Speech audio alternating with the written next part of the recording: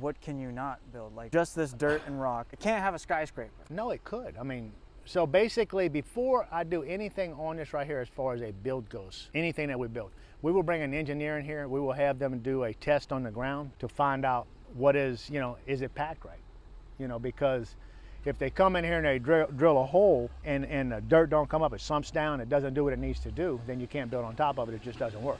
So what we need is, we need to be able to fill it in and then compact it. So we're compacting it with a dozer, we're compacting it with the skid steer and different stuff like that. And then we have hundreds and hundreds of dump trucks pulling over top of it.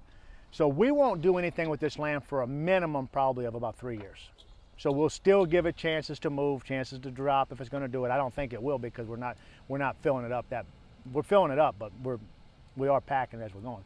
So my goal would be let it sit for a few years and then build on top of it. They're going to still come in and core drill a hole, pull the dirt out, pull the rock out of it, look at it, make sure it's fine. They're going to back heavy equipment, heavy dump trucks and stuff over top of it. They want to see when they back that truck over it, is it moving the ground any when they go back and forth, or does it stay like it is?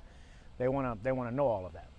And all you people out there that do this for a living, y'all welcome to say what you need to say. Don't be correcting me, because I ain't no expert in it. So I'm going to tell you that right now. It's a lot more detailed than what I'm saying, but it's not.